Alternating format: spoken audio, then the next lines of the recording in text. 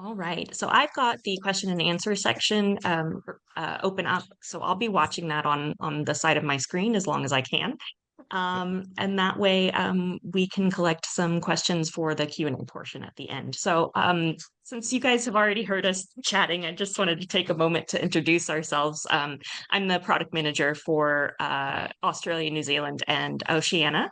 And we also have Ann Bunn, our wonderful business development manager, who a lot of you already know. And then Glenn Davis, fantastic Glenn from Tourism Australia, who knows everything. So we're very excited for today. And yeah, I hope we answer a lot of your questions about selling Australia.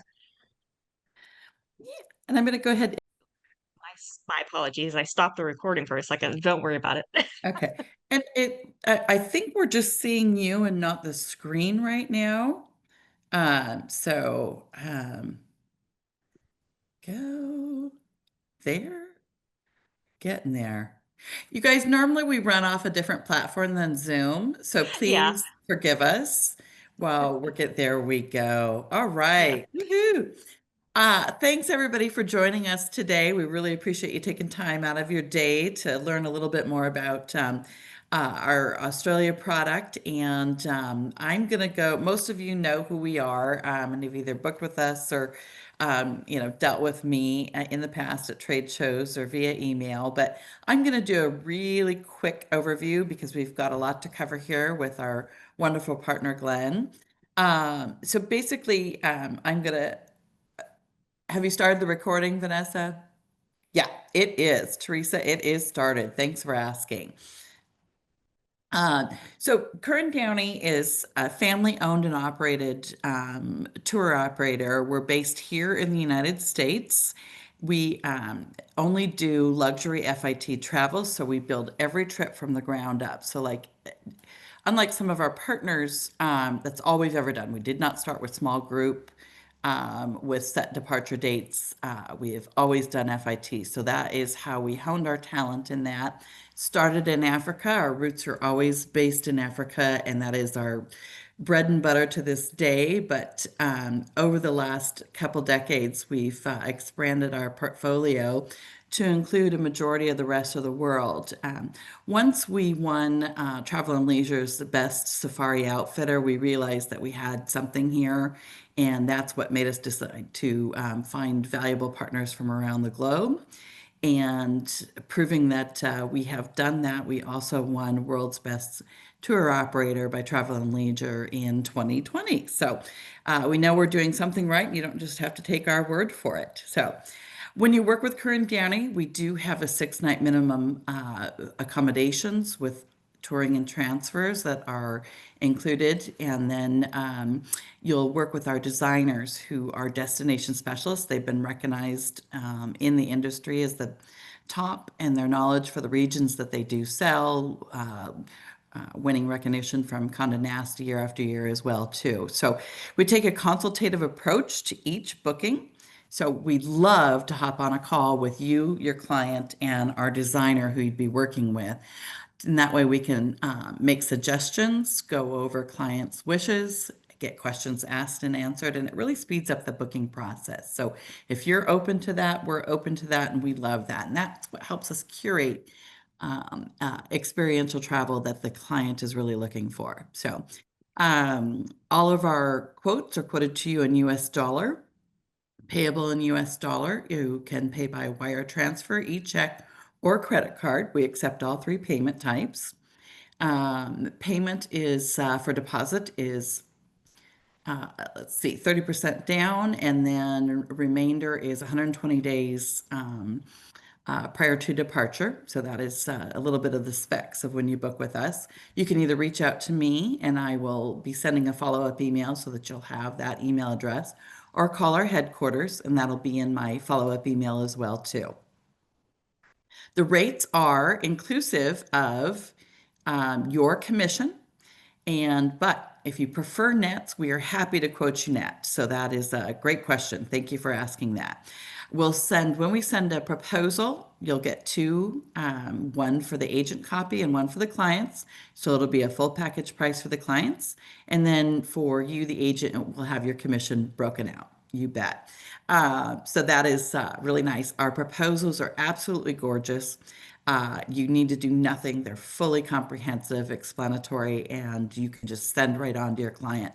We also co-brand with you as well too. So with that said, I think I've kind of covered enough on us and give you just a little bit of overview of how it is to work with us. But just realize everything again, I want to make that impact is that custom FIT built from the ground up for your clients.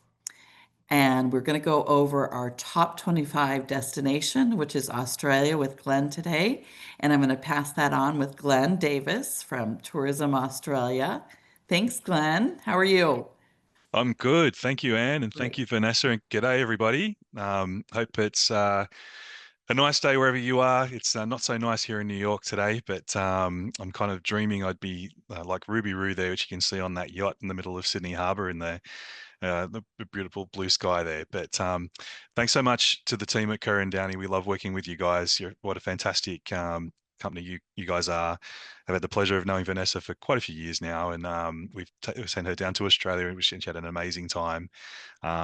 And we're just so happy that Australia is Ker Downey's top destination for destination of the year for 2025. So very exciting. We know that Australia fits the Ker Downey client very, very well, obviously with your roots in Africa and things like that. So you can be guaranteed that your clients will be well looked after down in Australia through Ker Downey. So I guess if we just move on to the next slide there, just to give you a bit of a update about, well, not an update, to give you a bit of a sense of the geography of Australia. You can see it's a big place. It's just so big, I'll show you in a moment, but you can look at sort of the main sort of tourism sites on your screen there. And if we look at the next page, you'll see that Australia is pretty much the same size as the US, and that's a bit of a interesting fact for a lot of people. They don't realize that Australia is a big place like that. And in fact, flying from New York to Los Angeles is roughly the same flying time as flying from Sydney across to Perth on the West Coast. It puts it in perspective for you. This is where you guys come in because obviously, when people book a trip to Australia, it's a big place and you can't see it all in one hit. You've got to choose your places that you visit pretty wisely in a good sort of 2 to 3 week sort of itinerary. And I know Karen Downey's got plenty of these itineraries, which they're going to show you towards the end of this presentation. But if we just move to the next slide, and you'll see a little bit about what the weather's going to be like. So we're quite lucky in Australia in that you can find good weather all throughout the year somewhere in Australia. All right. So a big place like that, roughly the same size as the US. Obviously, the US weather is different depending where you go. If you think about the northern third of Australia, that's the tropical part of Australia. Think of that as being like the Florida.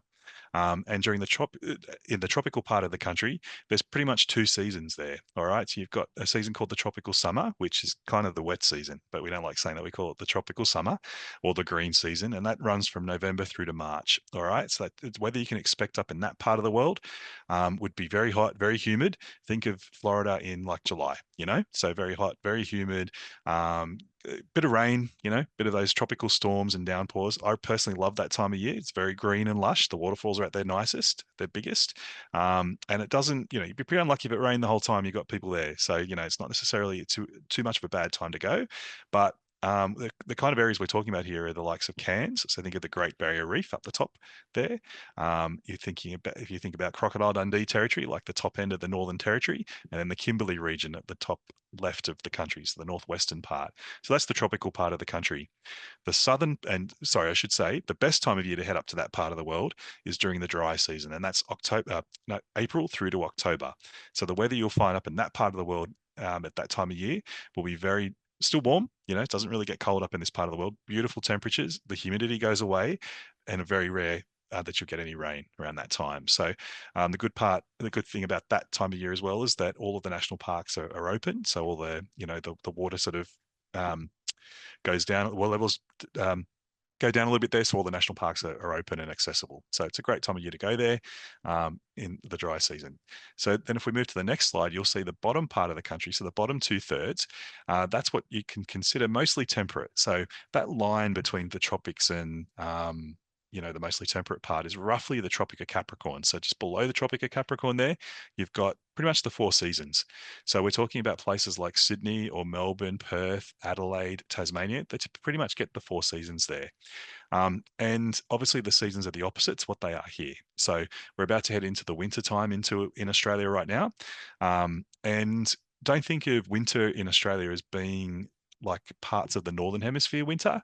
So let's talk about Sydney, for example. The average temperature during the day in Sydney is is the late 50s and early 60s. So it's not like it's a really cold, dark, bleak winter. Think of it as being like maybe a Southern California winter. Chilly at night, but not. It's still quite mild throughout the day. And just beautiful, typically nice weather. Summertime is December through to February. So think of that as being around Christmas time. So that's when it's quite warm in various parts of Australia. Lots of outdoor festivals and events. It's a great time to be there as well. So hopefully from that little chat there, you can see that there's no real bad time to head down there, because you're going to find good weather in certain parts of the country all throughout the year. All right. And if we look at the next slide there, let's talk about getting down to Australia. So obviously it's we're an island continent, and we're not down the road. It does take a little while to get down to Australia, but as we'll talk about a little bit later, it's not as far as what you think.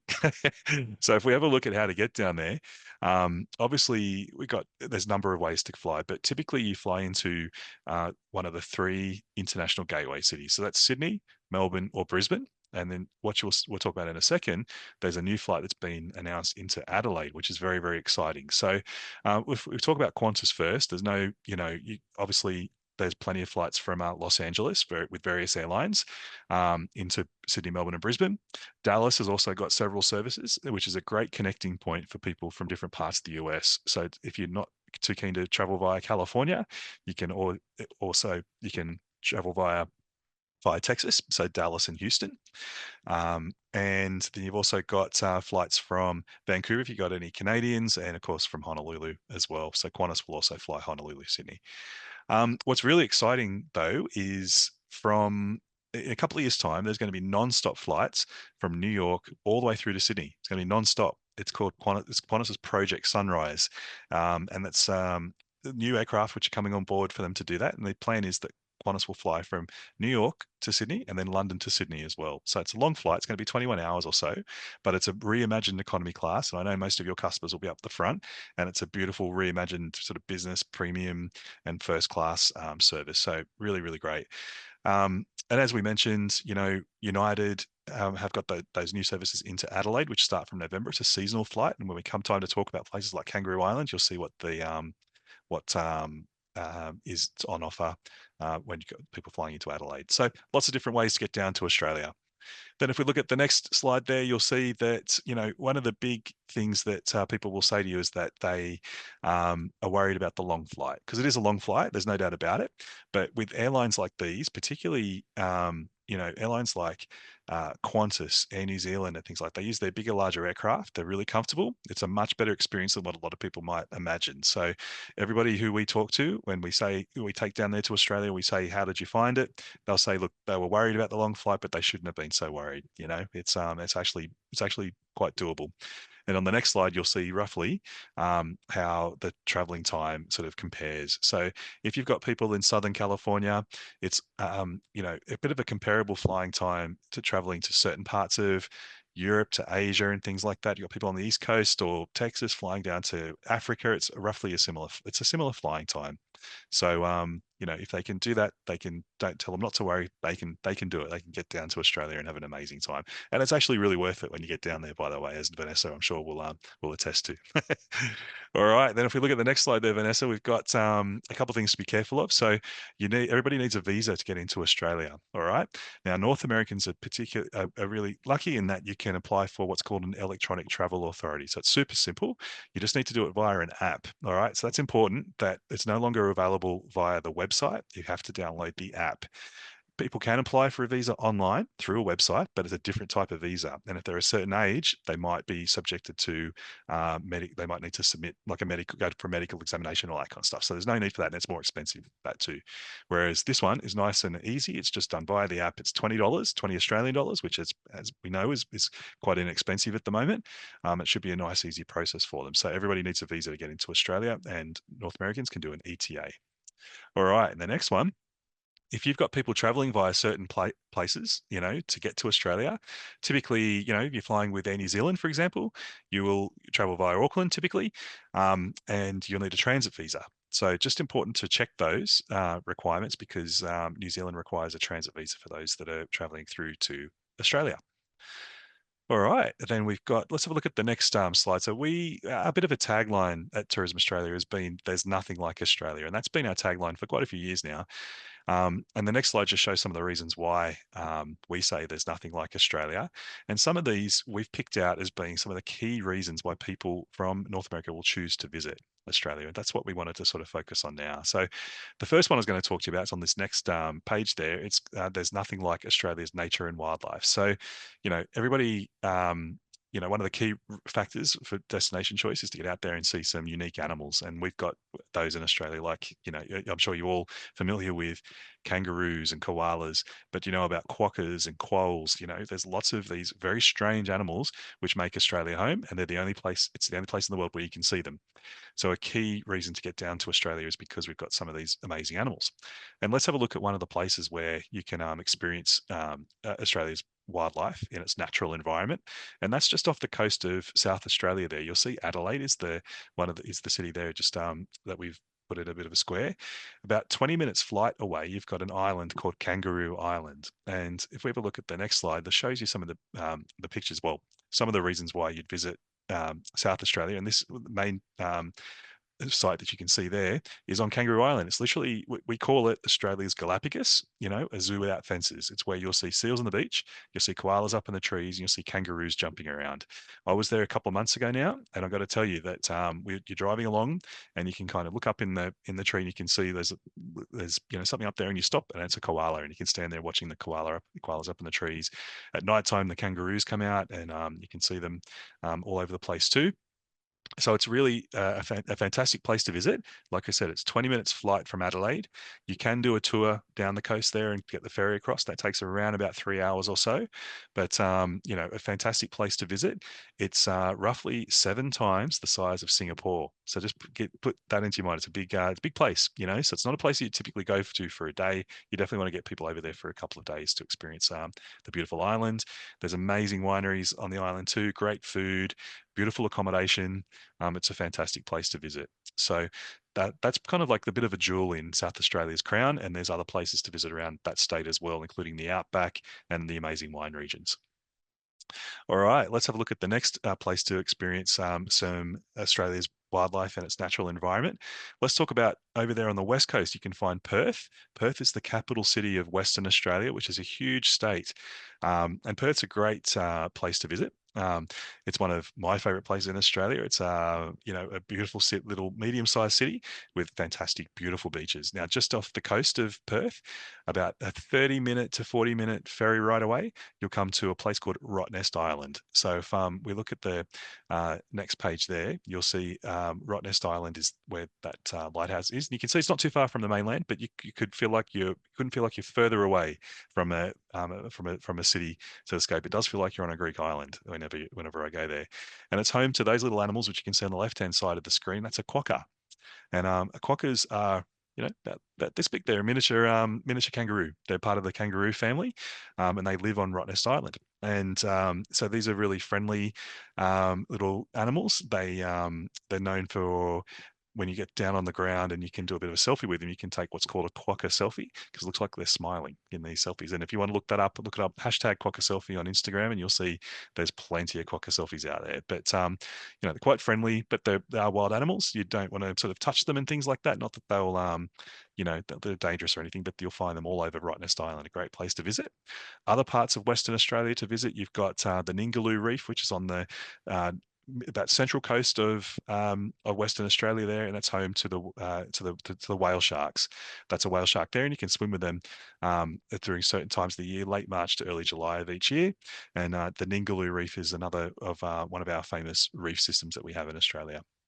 And to the northern part, you've got that Kimberley region, which is very famous for its expedition cruising, and it's a bit of a final frontier, a real wilderness area up the top part of Western Australia. All right. Let's move on to another place now. So let's talk about another area, which is tropical North Queensland. So this is another place where you can experience beautiful natural landscapes and our wildlife. The gateway city for the Great Barrier Reef. We're actually lucky we've got two places you can visit, typically visit, but most people will experience the Great Barrier Reef from the city of Cairns, which you can see up the top there. And there's also a group of islands called the Whitsundays, which we've circled in there. So that's another some beautiful island resorts there, which are right on the Great Barrier Reef. So let's have a look at the what it looks like up in tropical North Queensland. So world famous Great Barrier Reef, it actually extends for a huge part of the Queensland coast. It's roughly the similar sort of size as the coast that runs the sort of similar coastline at same length as the California coast. And there's a number of places to experience the reef, but Cairns and tropical North Queensland are probably the place where most of your clients would want to experience it. Beautiful beaches there. It's also where two World Heritage regions meet. So you've got the Daintree rainforest, or the wet tropics rainforest, meets the Great Barrier Reef here. So that's part of the experience, is to get out to the Great Barrier Reef, but also experience the rainforest, which is home to amazing bird life, plant life, some rainforest retreats, absolutely stunning. And then the Great Barrier Reef, there's a number of ways you can experience the reef here. You can go out on a day cruise, you can do a multi-night cruise, you can do a helicopter flight over the reef, or you can go to an island and stay on the Great Barrier Reef itself. So lots of different ways you can experience the reef there. And yeah, just a spectacular experience. If you don't want, there's options. If you've got clients that don't really want to get in the water or don't want to get their hair wet, for example, you don't have to. There's some semi-submersible submarines, glass bottom boat trips. There's under pontoon sort of viewing area where they feed some of the fish, and you can see the turtles and manta rays swim past and things like that. So there's something for everybody to experience the Great Barrier Reef there. All right, let's have a look at another place where you can experience beautiful natural landscapes and amazing wildlife, and that's our island state of Tasmania, which is right down the bottom there.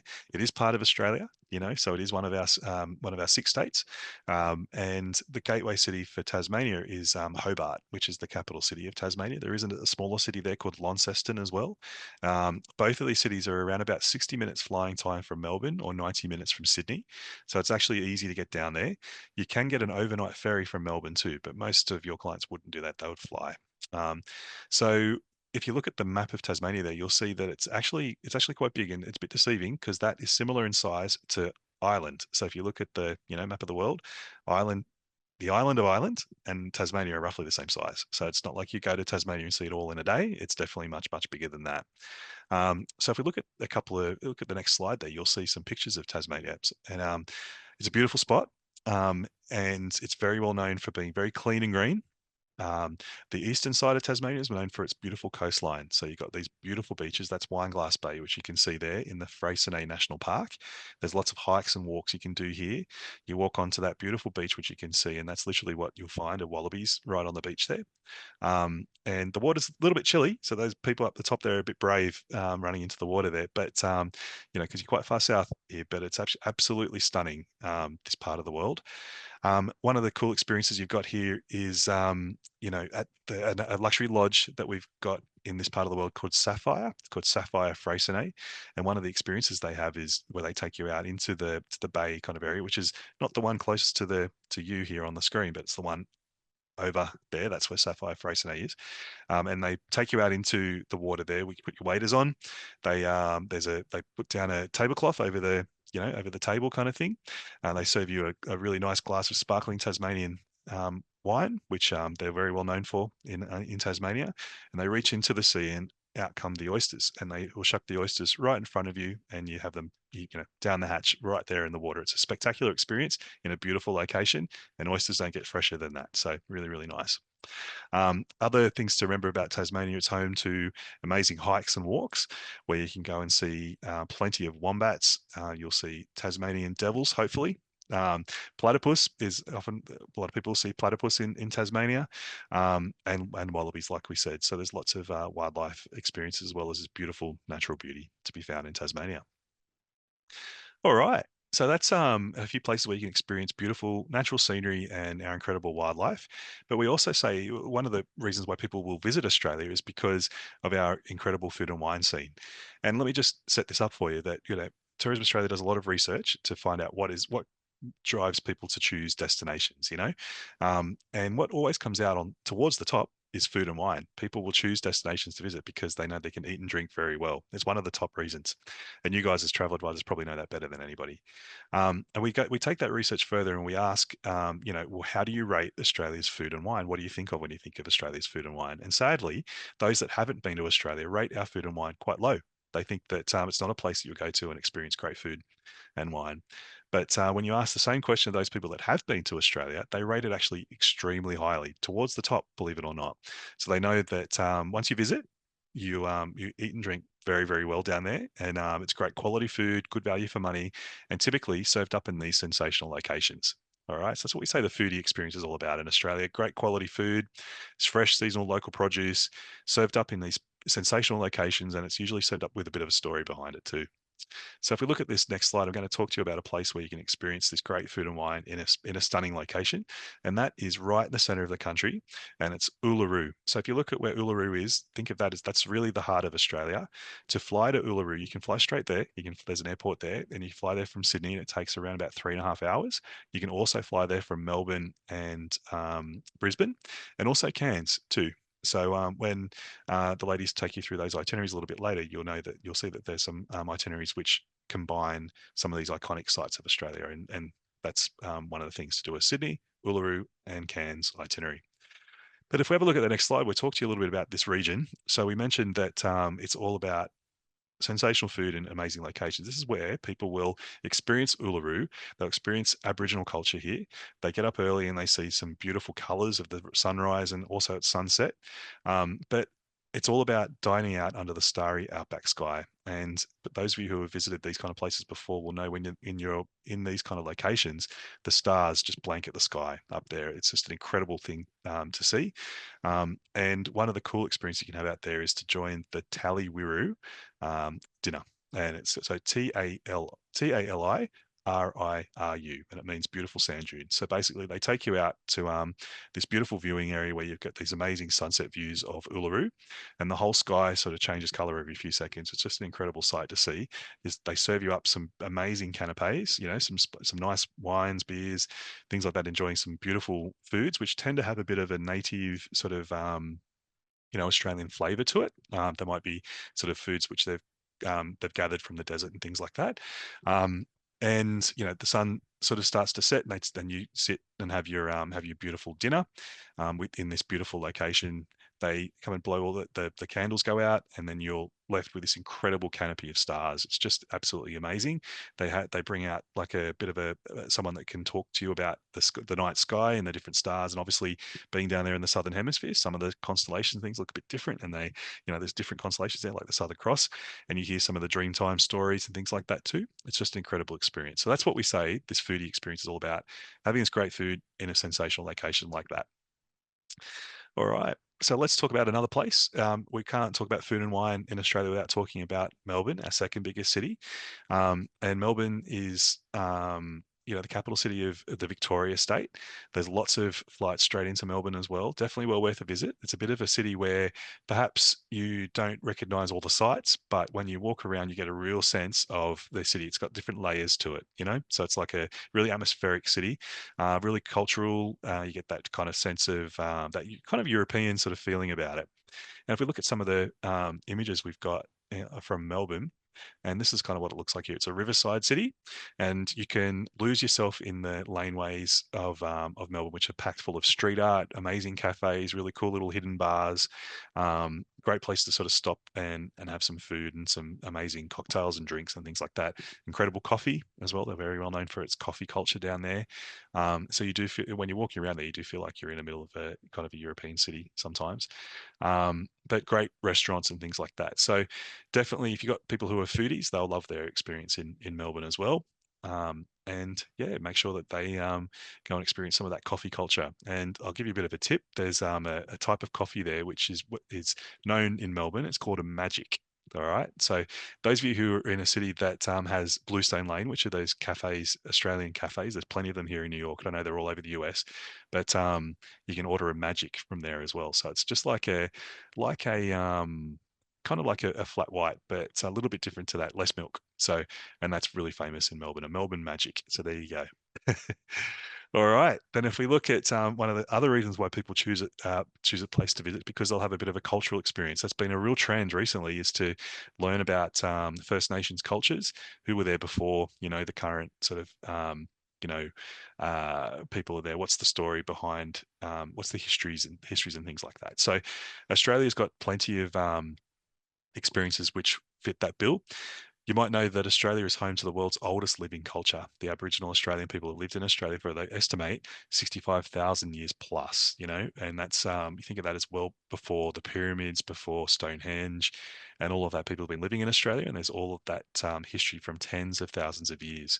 So it's a really fascinating culture to learn from.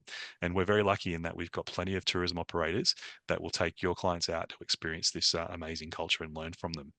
So you might think that Aboriginal culture is just found in a place like this on the screen, out in the outback where you sort of hike and you're on safari kind of thing. There's plenty of that, of course. But if we look at our next place, and that is, you wouldn't sort of guess, but you can find Aboriginal culture all throughout the country, rainforests along the coastline in the middle of our biggest cities. So let's have a look at some of the Aboriginal experience you can find in Sydney itself. So many people will know that Sydney is the largest city in Australia. It's a beautiful city. Typically, basically, when you get these nice days in Sydney, the blue sky, the blue of the water, the green of the surrounding sort of nature is just spectacular, and you get like amazing sort of views on Sydney Harbour itself. Just a spectacular city.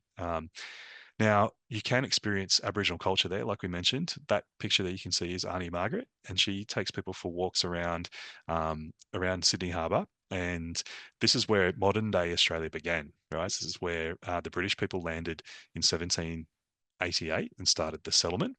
But Auntie Margaret will take people for a walk around this part of the world, and she'll explain how her people lived there thousands of years before that took place, before the European people got there in those late 1700s. So it's a fascinating tour, and there's other Aboriginal experiences to be found in Sydney itself as well, including the Botanic Gardens, which is to the left of the Opera House just there. You can see that garden there. That's a huge garden, and there's walks you can do through the Botanic Gardens there with an Aboriginal guide, and they talk to you about Aboriginal sort of bush remedies and foods from the land. So really fascinating experience, and that's something you should try and get people to do when they're going to Sydney, is to have a bit of a cultural experience like this, as well as all of those iconic experiences they'll have when they're in Sydney, which I'm sure many people know. Getting out on the harbour, maybe climbing the bridge, seeing a performance at the Sydney Opera House, or doing a backstage tour.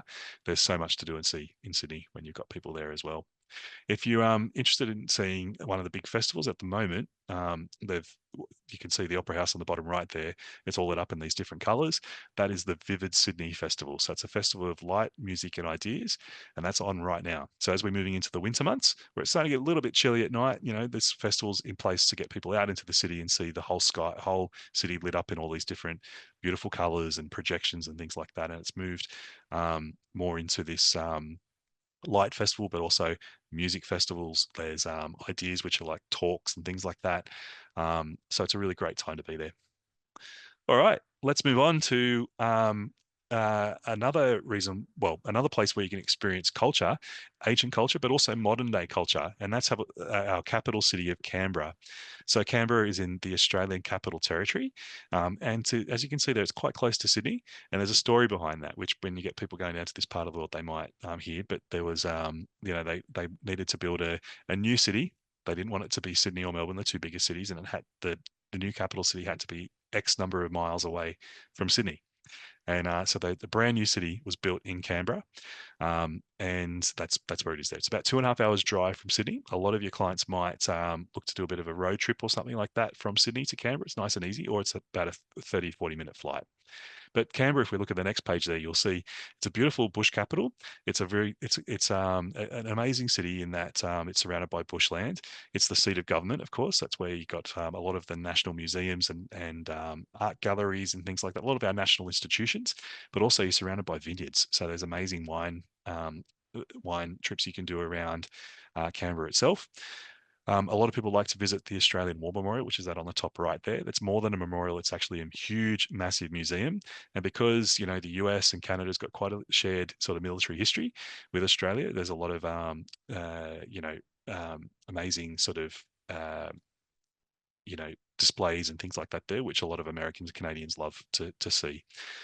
It's also home to, like we said, the National Galleries, the National Museum of Australia, the National Portrait Gallery, the National Gallery of Australia is all there, and they've got huge collections of First Nations art as well. So a great place to visit and spend a couple of days, usually as part of a bit of a road trip from Sydney.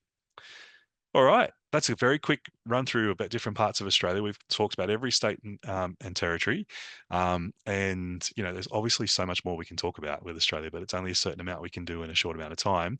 But let's talk about some of the reasons why people might sort of be hesitating making a trip to Australia happen.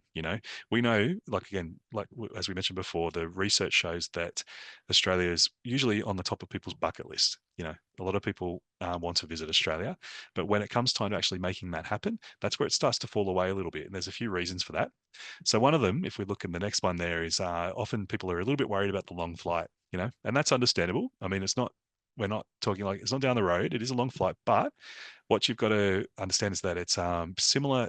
Obviously, the traveling time can be similar to other parts of the world. So for some reason, Australia and New Zealand seem a lot further away than what the reality is.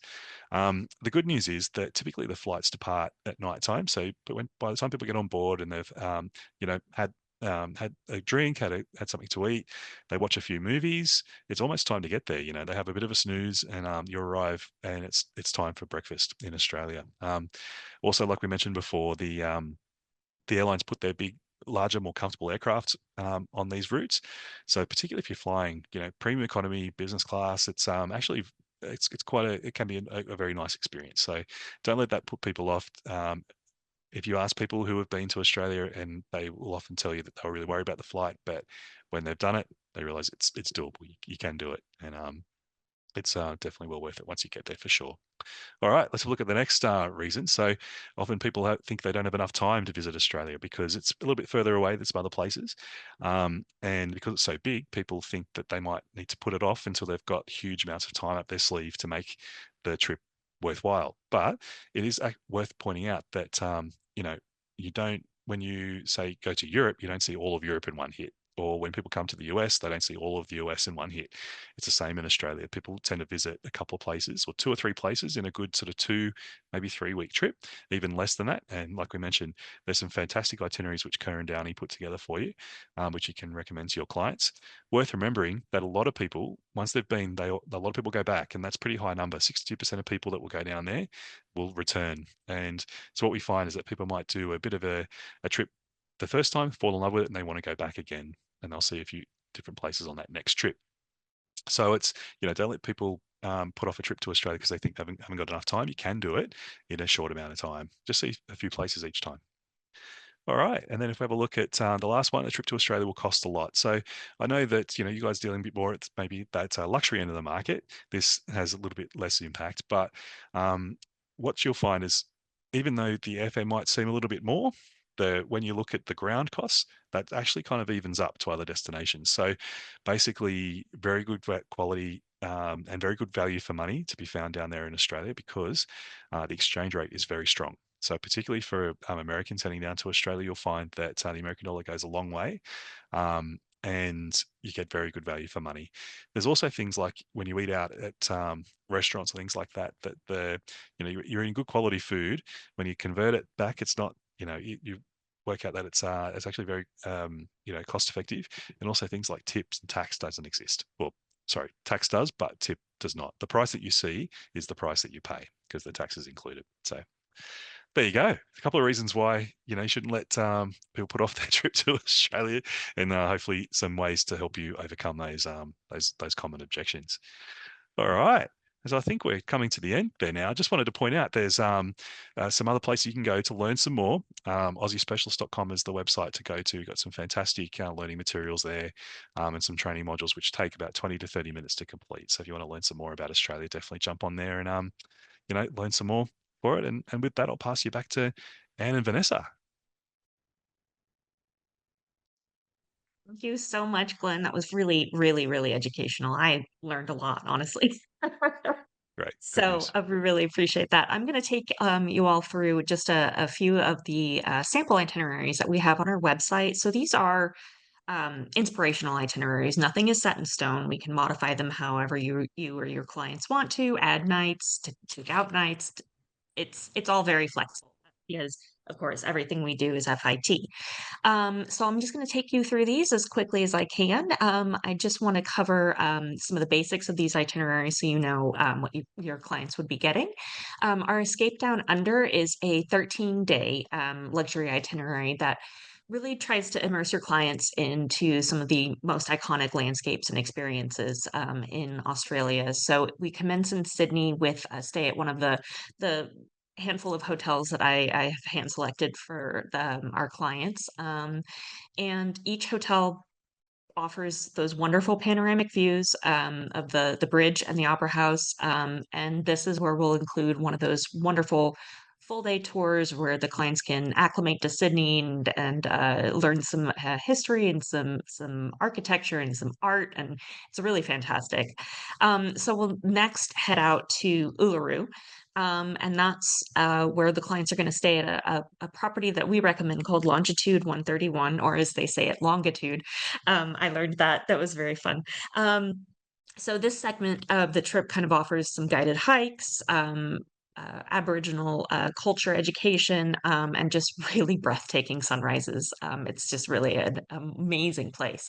And so then we'll head down to the Flinders Ranges with a stay at Arkaba Homestead. And this is where, there's going to be wildlife walkabouts, and you can encounter emu and kangaroos and wallaroos. And it's just a lot of really fun wildlife experiences.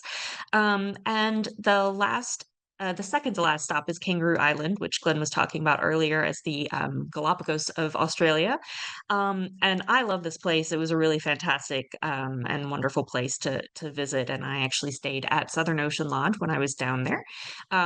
Such an amazing property, and we just really love all of the activities that they offer, as well as their incredible spa. It's to die for. And then the last stop on the journey is the Great Barrier Reef. So we kind of offer a different, several different options here. So if clients want to do boat-based, private yachts, helicopter trips from the mainland, we can arrange it all. So our other itinerary that we have on the screen here is a luxury outback safari, and we do call some of our Australian journeys safaris, even though it's not Africa, because you do see a lot of wildlife, you see some amazing conservation efforts, and it's just a lot of great stuff. So this itinerary I recommend when the new flight starts to Adelaide, because it starts in Adelaide Hills at a property called Sequoia Lodge, which I'm kind of obsessed with. I recently wrote an article about it for our Quest magazine, talking about how I never wanted to leave. So that's a really great property. It overlooks Cleland Wildlife Park, and it has just some of the most exquisite food I've ever eaten in my life. Then the clients, because it's really easy to get from Adelaide to Kangaroo Island, so that's where they'll go next. And we do suggest Southern Ocean Lodge for this itinerary. However, there are villas and both private villas and different homes that can be booked on the island as well for different clients, depending on what they need. After that, they'll head inland to Uluru because we can't leave Uluru out of an outback safari. Come on. And something I wanted to mention also about Longitude 131 is they actually have Table 131, which is an outdoor dining experience that also includes an astronomer to talk through the beautiful night sky, as well as discussions about Aboriginal culture in the region, and it's just really amazing. After that, the clients will head to Arnhem Land, which I think I have this wrong here, sorry. And they'll be staying at Davidson's Arnhem Land Safaris, which is just, it's a really cool experience that really delves into the region's 50 to 60,000 year history. It's just amazing with the rock art that the clients can go see. Then we head down to the Maru Plains. I always say that wrong. On the Mary River floodplain. Sorry about that. And this is just like a wild bush luxury experience. It's really fantastic, but it also offers all kinds of opportunities to see the diverse wildlife and experience just like these expansive wetlands, which we just really love. Um, and then the last property that they would be visiting would be Elquest Row Homestead in Chamberlain Gorge. And this is just, this is a great place where there's like thermal springs for the travelers to relax in, and just absolutely beautiful night skies, as well as scenic flights over the landscape if your clients are interested in that kind of thing. Um, Sorry, it's paused. There we go. Explorers Australia is actually devoted to the western part of the country because this is something that we feel like people don't give a lot of attention to. So it starts off in Perth, which is a really great place from which to enjoy the Swan Valley Food and Wine Trail, which is about a 20-mile long loop that there's just all kinds of boutique wineries, distilleries, gourmet dining experiences. It's a really fantastic time. Then the clients will head up to Ningaloo Reef, which is further up the coast. You saw on the map earlier. And this is where they will stay at South Salis, which is a beachside haven that's kind of nestled in the dunes. This is what you're seeing here in this picture. And this is where they can have the experience of swimming alongside whale sharks in season. And this is also just another really great place to see sea turtles, dolphins, manta rays, and it's wonderful for people who like to dive and snorkel. Um, then we head up to the Kimberley region, and the clients will stay in Broome. And then they'll head off to Darwin after that. And then the last property that is the one that we already mentioned called Boomeroo Plains. It's a working buffalo station, so I think it's really interesting, and it just offers some really intimate encounters with Australia's rich Aboriginal culture and heritage. And then we have our last itinerary. Again, an itinerary that we actually won a National Geographic Trip of a Lifetime award for. So we really love this itinerary because it really shows off just so many of the amazing regions of Australia. So it starts in Sydney, and this tour includes a private seaplane flight up to Rose Bay to have lunch, which just really sets the tone for a really amazing time. And then they'll head to the Flinders ranges to Arkaba Homestead. And this is this is a great place for guided hikes and scenic flights, and there's just so much wildlife around. It's fantastic. They'll head down to Kangaroo Island because again, we want to talk about a lot of wildlife and conservation on a lot of our journeys. So we have another stay in the Barossa Valley, which is near Adelaide, but it's not about an hour drive, I think, Glenn. But it's a really great place. There's a property there called the Louise, which is a boutique vineyard retreat, and it's got some of the most amazing wines in the world. It's a really beautiful place, and I think a lot of your high-end clients will really enjoy time there. I would actually add another night, but again, we wanted to keep this a little bit shorter so it didn't daunt your clients too much. So then they will continue on to Uluru. And again, we do recommend longitude 131 for your clients. It's the highest end property there.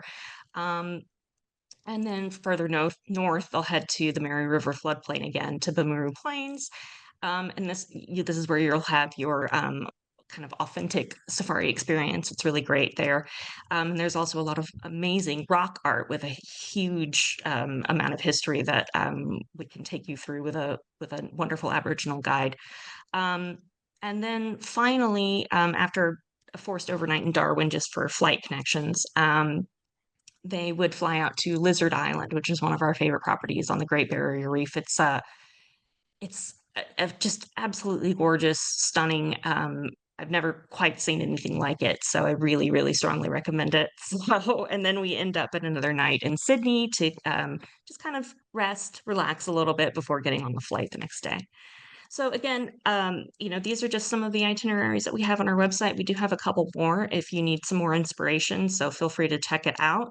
And if you receive our Quest magazine, you'll also see an article in the fall issue of last year and the spring issue of this year that talks about my experiences in South Australia recently, which love that place. Um, so yeah, I hope this helped you get a little inspiration for your clients. And please, of course, let us know if we can do anything to customize these or just build a completely brand new journey for your clients, because our designers love to do that. And then, yeah, I just wanted to say thank you all very much. This is one of our lovely Quokka friends. And yeah, we've got some contact information up here on the screen for you if you want to email us. And this goes to Anne. And then we also have our toll-free phone number down below, so you can give us a call. But if there's any questions while you're here, please feel free to type in the chat. I've got that open, and I am very happy to answer anything that you might have. Let us just see. I don't see anything in there. I think, Glenn, you did too well. I think you both did really well. Thank you. Really So, appreciate yeah, you fantastic. guys. Yeah. Excellent. Yeah. Good to hear. Do appreciate you guys, and thank you to all who attended today. We know it was a lot to swallow, but that's why you're going to get the recording. I, as your business development manager, am here to answer any questions that you can have. The inquiry process is just reaching out to us via the phone or the email address, and then we'll kind of ask some initial questions, and we'll figure out which is the best way forward for the inquiry and assign you to a designer. So turnaround time is usually 48 to 72 hours with any custom trip. Please remember that each piece is curated according to your client's wishes. So it does take a little bit longer than those package deals. So anyways, oh, thank you, Teresa. We appreciate you. She said fabulous webinar. No questions, but very educational. So great. But we really appreciate you guys and hope that you have a wonderful day. Thank you, Glenn, and thank you, Vanessa. Thank you. Absolutely. Thank you all See you for later. listening. Bye-bye. Bye bye.